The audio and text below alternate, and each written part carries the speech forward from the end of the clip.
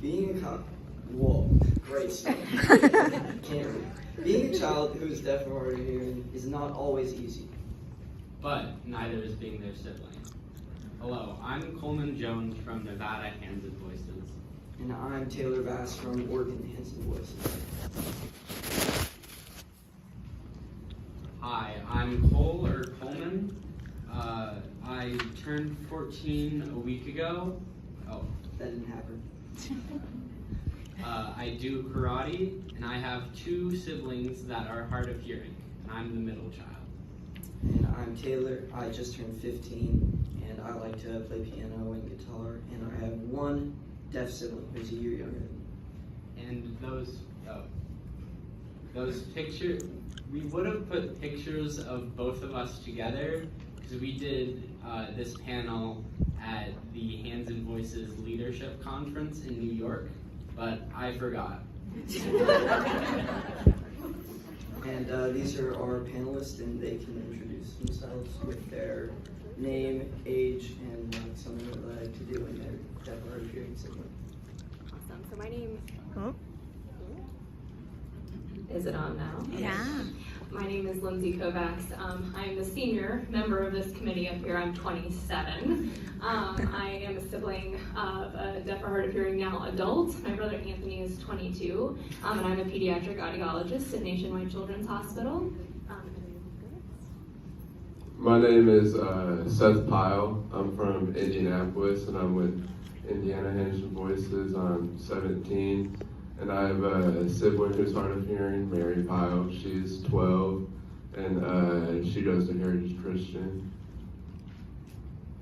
I am Sofia Ludington Barquet. I live in Zionsville, Indiana. I'm a part of the Indiana Hands and Voices Junior Board. I hold the Vice President Officer position. And my brother Jack is 10 and is deaf, but he has some clear implants.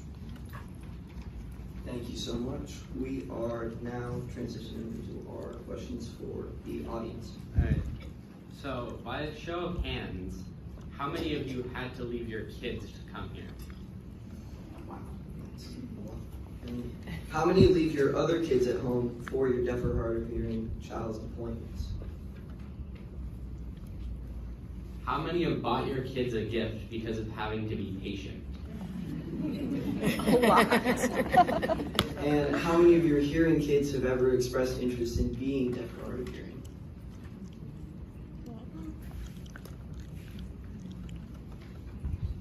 And now getting into our questions for the panelists. What is the best thing about having a deaf or hard of hearing sibling? And whoever wants to start and go. One thing that I would say that is the best part for me is that when I first found out about my sister's hard of hearing, it just opened me up to a new world and gave me plenty of other opportunities to meet new people and to just interact with people who are deaf or have hard of hearing. I've interacted with best buddies and stuff like that before. My mom is big in that, but I've never interacted with deaf or hard of hearing people, so I mean that was pretty cool for me, and just learning how to and stuff like that. I enjoyed that a lot, and it's just been a new opportunity for me that I've just enjoyed all the way.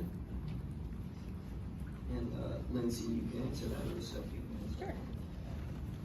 I think for me, again, I am much older and went through this experience a long time ago, but I thought I could provide some comedic relief to some of this. So my brother Anthony, when we would go swimming, I would always win Marco Polo because he couldn't hear.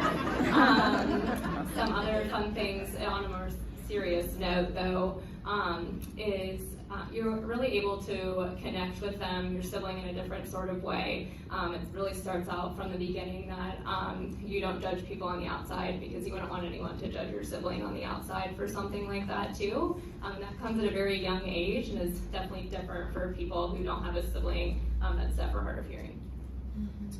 And the next question is, what is an experience when you felt like you needed to feel more included in the family?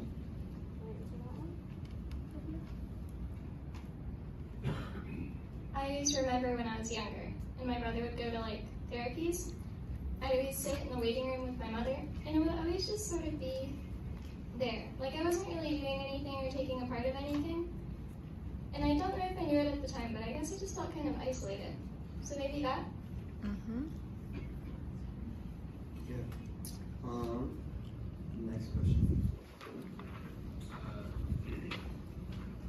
What have you missed out on in order to participate with your sibling? I don't know if this is necessarily true, but growing up in the back of my mind, I was always convinced we could never go on vacation because we had to buy Anthony new hearing aids. That was like, I'm not actually sure if that's true, but still at 27, I'm pretty sure we didn't go to Florida that one time.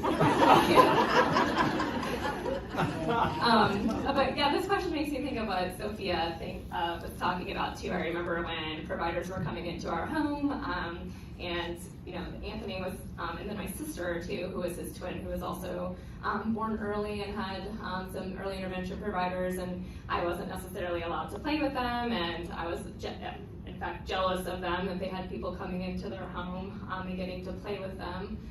So I think that's that experience that I can think of. How much does having a deaf or hard of hearing sibling affect your day-to-day or the overall direction of your life? At first, for me, it would just add some anxiety and stress to my day when she would go to school because it wasn't the best environment at first. And then once she transferred schools and was in a much better environment, had a closer group of friends, I felt a lot better about it. But just like current day-to-day, I mean, when I like play around with her or horse around sometimes, I'm just like a little more careful. When we'll go to like the pool during the summer, you know, it's not much different. I mean, like Marco Polo, I mean, undisputed champion. But like, really, it's just like when she's going to sleep, make sure they're plugged in and clean and everything. I mean, I feel a lot better about it now that it's been a couple years, but I don't have any of that anxiety or stress, and every time I'm with her, she's just married to me.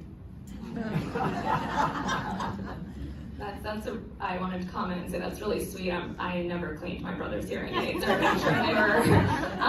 But I'll answer this question too. So as I mentioned earlier, I'm a pediatric audiologist, so obviously my day-to-day life has been impacted significantly because of growing up with a sibling that was deaf or hard of hearing. And I think it's affected my family life in general. You know, we'll be talking at dinner and we're talking about early intervention. That's not usually a table talk conversation for most families, but like everyone in my family has been involved because of our involvement with Hands and Voices. But also I think that having the deaf and hard of hearing sibling has been able for me to be able to connect with families in a different sort of way that a lot of other audiologists don't have that same personal experience that I do. And I told you guys I would bring up my quote. I was a Lynn trainee a couple years ago, and there's a stat, forgive me, I forget what university, but almost 79% of siblings with a disability, and this is talking about all disabilities, not just hearing loss. So 79% of siblings of children with a disability go into a helping profession. And I am definitely, obviously, in that statistic. And then my other sister as well, she is a kindergarten teacher. So even in just my own family, we meet that statistic. And Sophie could answer this one too. This is a great question for everybody, I think. We have time. Yes. Yes. Kind of just in day-to-day life, like, I feel kind of nerdy because, like, I'll know, like, the 5 stages of deafness and, like, what decibel range you should be able to hear in each. And when people say something about, like, oh, I feel bad for deaf people because they can't hear at all, I can be like, oh, well, that's not true at all because you can have hearing aids and cochlear implants and, like, other kinds of helping technology, which I think just, I don't know, kind of in day-to-day life, kind of just makes me a little different. But I'd like to add on that this question actually stemmed from me and Taylor preparing for our last conference, and we were talking about fun facts we could share. And Taylor said having a or deaf sibling is my fun fact. And that just kind of made me realize that having a deaf or hard of hearing sibling is really different for a lot of other people. Because for me, sometimes I kind of forget that this isn't like normal. Like this doesn't go on in every family, just because I'm so used to it. I also would like to point out that when we're in the pool, my brother Harrison, who is hard of hearing, always wants to play Marco Kovacs. This is a theme I didn't know was But but it's not like me dominating him. He wants to play. So. Wow, that's fascinating. And another one that everyone can answer. What were good things that have come from attending deaf events or interacting with the deaf or hard of hearing community? It definitely made me a lot more comfortable, just in general. I mean, at first I was like, I was a little scared for my sister, but just being there and seeing everyone else and being around everyone, it not only made me like happier and felt more comfortable, but it did, like, it just helped me out in general, and yeah, but that's all. That's awesome. Some of my earliest memories from the deaf and hard of hearing community is when I would go visit my brother at his listening and spoken language preschool, St. Joe in Indianapolis, and I saw so many kids that were just like him, and it brought me a lot of comfort. You know, even I was young, I mean, we're talking like 7, 8, 9, 10, but knowing that there were other people in the world like him really brought a lot of comfort to me, but also really at the beginning of life, like I mentioned a little bit earlier, I never thought of my brother having a disability, or it was weird, you know, I just assumed that it was normal. So growing up, I was involved in Best Buddies and things like that, and really was able to connect with that community as well. Being a sibling with someone with hearing a disability, it's kind of made me more comfortable, kind of like what the other panelists said, around other people with disabilities, because I know, like, well, this could be offensive, I shouldn't do this could hurt the child, this could help them, and like knowing that if I see someone with a hearing impairment, like in the world, like that I know what to do. I would like to add on, if I did not have deaf or hard of hearing siblings, I wouldn't get to go to events like this. So I would say the best thing is getting to go to really cool events and getting to meet really cool people. And then also, we're gonna kind of get into this on the next slide, but having like a deaf or hard of hearing sibling can really affect your personality. Yeah, and I would agree with that too. I love coming to these events and hanging out with Cole because we live so far away. It's a great excuse. And I don't know, just like interacting with the community. My mom hosts a like deaf camp in our hometown, and that's where you're just like fully immersed in the culture. And I have to practice my sign, which I'm not very good at. So that's a good like way to really have to go for it and learn a lot in a day.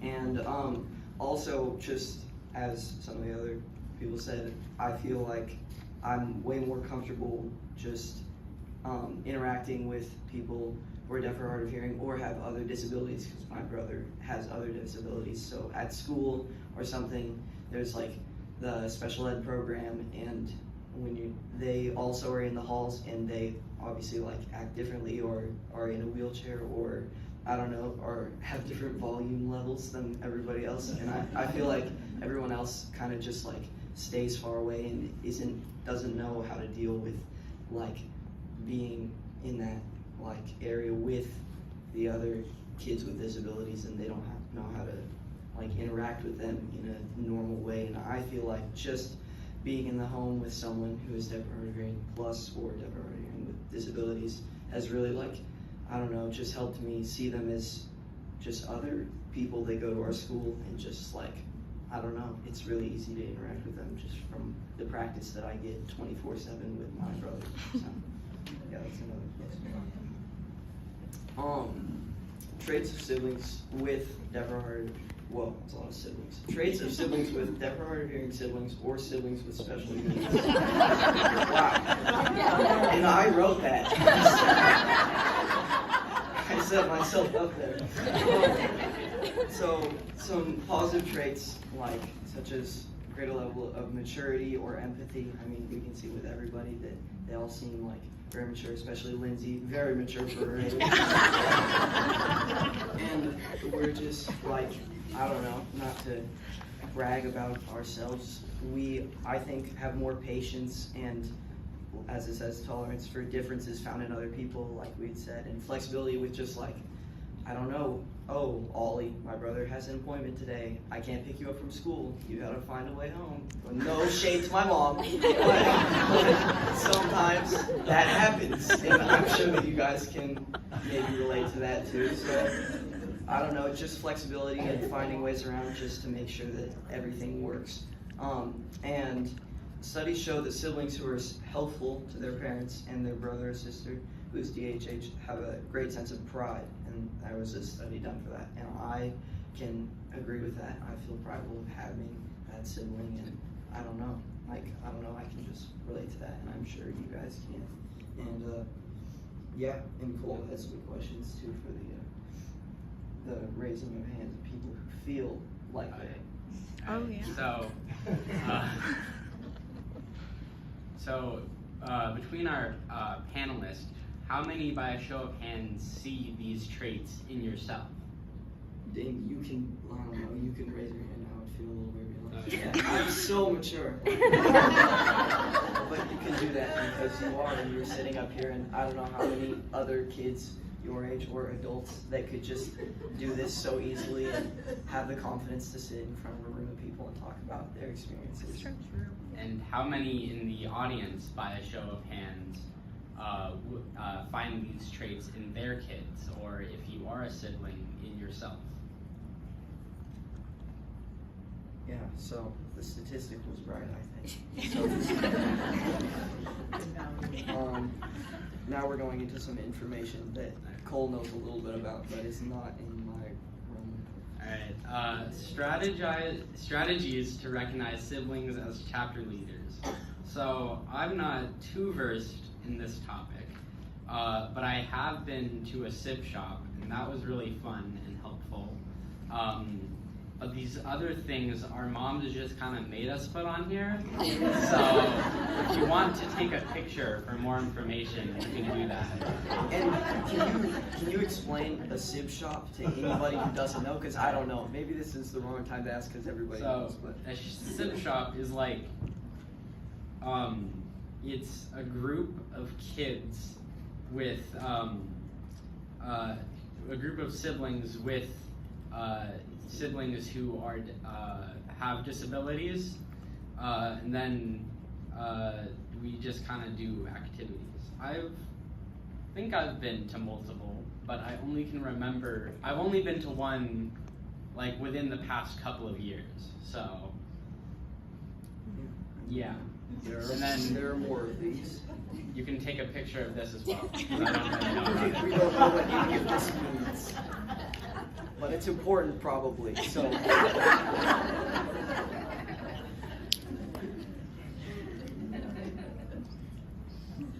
Questions from the audience. Or you could just ask our moms about it. Yeah, they probably know. And then, thank you so much for coming. And we have some questions. Well, if the audience has questions, I'll bring and we have a good amount of time, so Yeah. we can bring around. All right.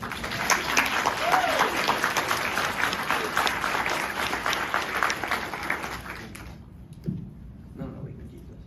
Well, then their answer. Oh yeah, you're right. Yeah, no. You guys. Yeah, but okay. All right.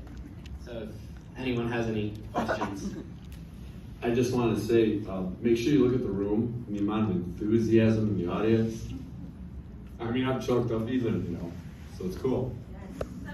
Thank you.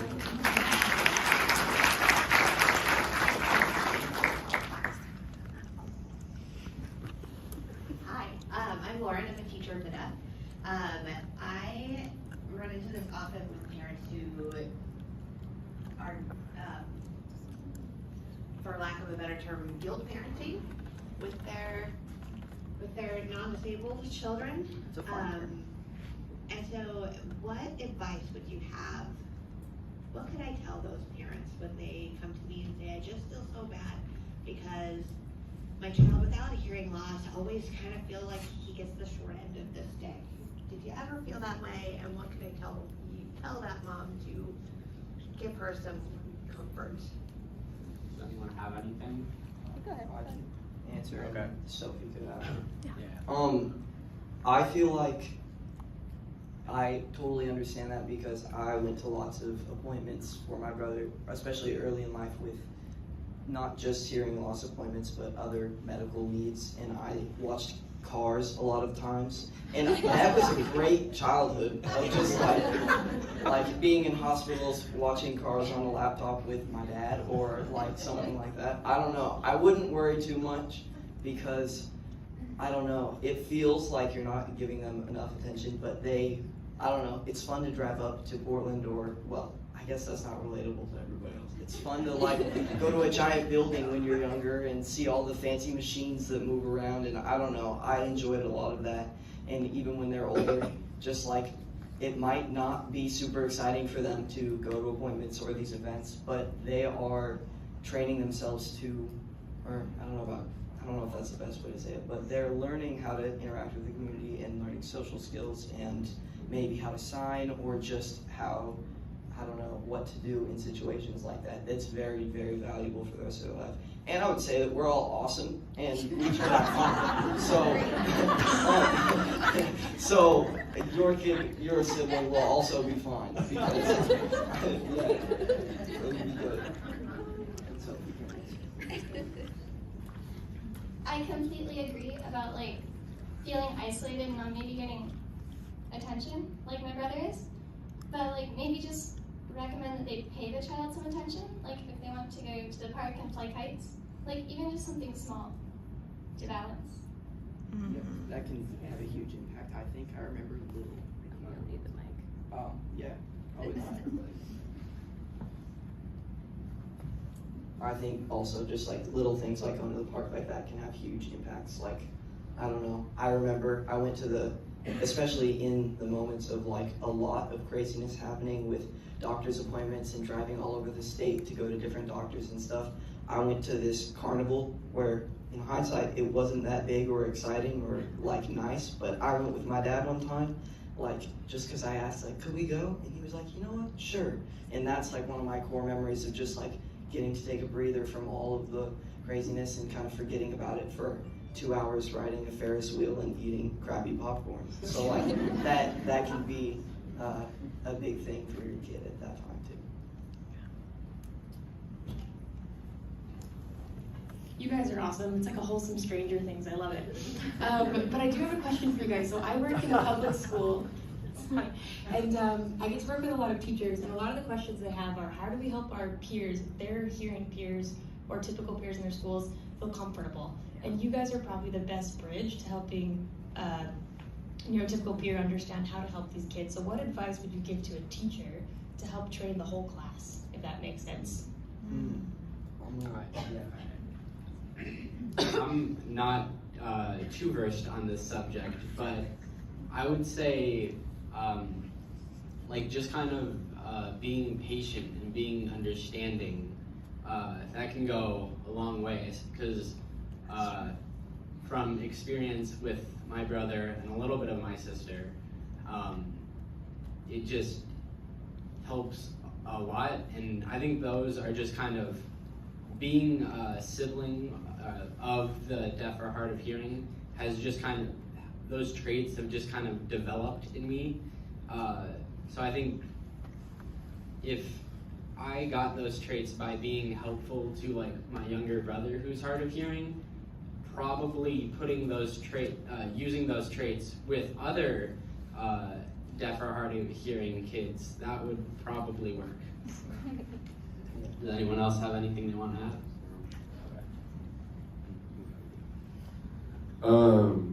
I wanted to add something just because when my sister first started going to school with her hearing aids, she was very uncomfortable, and that was not mostly because of the teacher, but more because of the kids. And she didn't know how to, or she knew how to interact with people, but they may have looked at her differently. And I think just the teacher, like giving the kids a lesson on just the disability and all that is good, because not all kids really understand like what it means when someone is deaf or hard of hearing, like what they go through with that and everything, and outside of school. And also just being the teacher and checking in with that kid like after class and stuff like that, just asking how they feel and stuff like that, making sure they're comfortable. And then also there's always some kids who just aren't the nicest to people who suffer from things, so looking out for those kids, because sometimes teachers will just look past that and it affects the kid a lot more than you think when that happens, and their family at home. I think we're running over time. I have 4 minutes. Yeah, I just want to let everybody know we have only about 4 more minutes, so maybe 2 or 3 more questions. Oh, Sofia had okay, cool. Okay, cool. I am so proud of you guys, and I know your parents are as well. And my question is, how do each of you wanting to have your own separate counseling, or just talk to someone at the school, your advisors, about maybe some of the pressures that you feel? You're the ones that's in the room, and you have all the expert advice, you know, and everybody is looking to you to answer some of their questions. Have you guys sought out any separate counseling from the things that your siblings are dealing with? Mainly when I got the first like year or two, when I wasn't as comfortable, I would mainly just talk to my mom, just because, I mean, I go to her for like everything, and just, I mean, she was always at the events with me whenever I had the chance to go, so if I didn't pick up on anything, then I know she did, because she's always just listening. And that helped me a lot, just talking with my mom, and then also just like my friends too, just close friends, because sometimes I feel like that's where just the help is the best, and not going to someone you don't always know. And even if you're not that comfortable opening up, sometimes it's just the best thing to do, and getting out of your comfort zone, just so that you can be more comfortable in that zone. Yeah,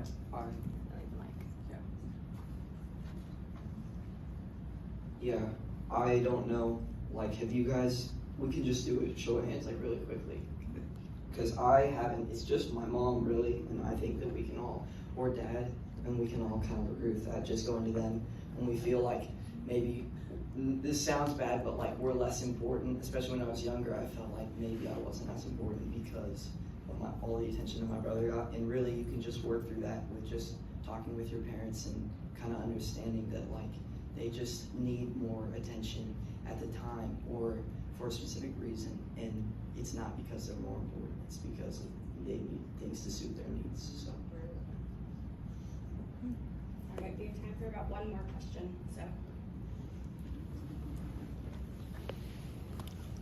So for those of you who had early interventionists or therapists in your home, do you remember how anyone might have included you and made you feel special? And if so, what did they do?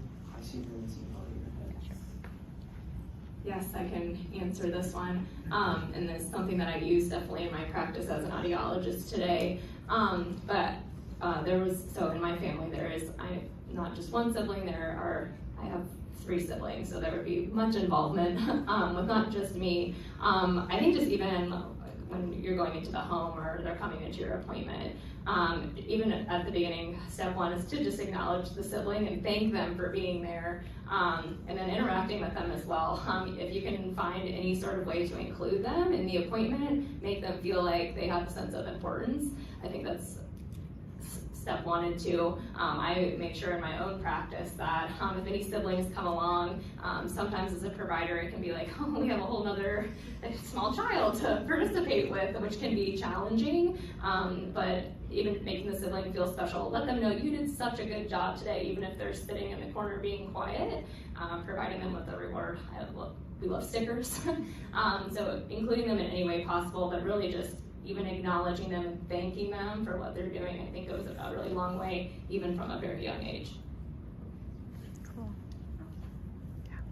I think we're out of time. So I would like.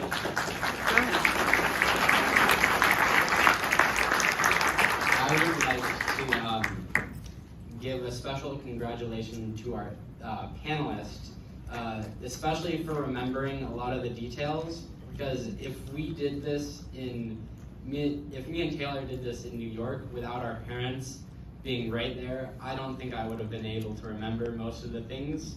So I want to congratulate them for that. And then we have some, we have like candy for you. So. Thank you.